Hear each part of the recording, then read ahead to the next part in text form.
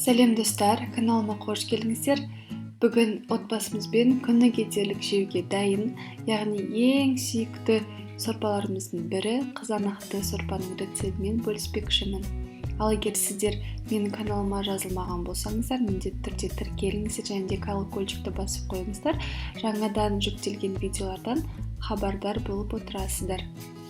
Ең алдымен қызанақтарды қабығынан аршу қажет. Ол үшін ең оңай тәсіл басынан X-тәріздес етіп кішкене ғана кесіп, ыстық қайнаған суды құйып 10-15 минутқа қалдырамын. Негізі уақыт одан аз немесе көбірек қажет болуы мүмкін. Жай ғана шетінен ашып тексеріп көрулеріңізге кеңес беремін. Енді қабықтар өте оңай ашылады, солай барлығын тазартамын.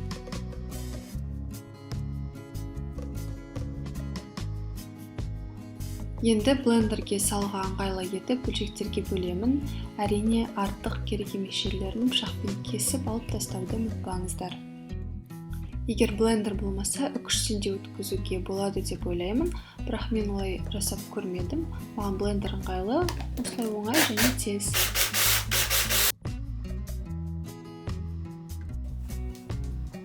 Орташа отта қызып тұрған кастрюляға сұйық май мен сары майды салып ерітемін. Қажет ингредиенттердің барлығын жаныңызға дайындап қоюға кеңес беремін. Сары май ери салысымен ұнды салып, ашық қоңыр түске енгенше қуырамын. Томат пастасын саламын.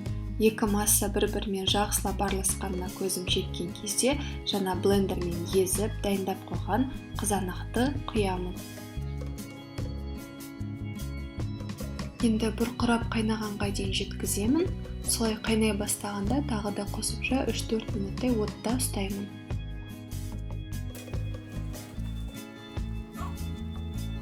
Сүт құйып, тұзы мен қара бұрышын араластырып, бетін жауып, оттан алып 2 минутқа қойып қоямын. Консистенциясы крем тәріздес болғанын қаласаңыз, осы жерде покружной блендермен тағы да езіп алсаңыз болады. Сынарда үкіштен өткізілген сырмен беріңіз. Еріген сыр сорпаның дәмін толықтыра түседі.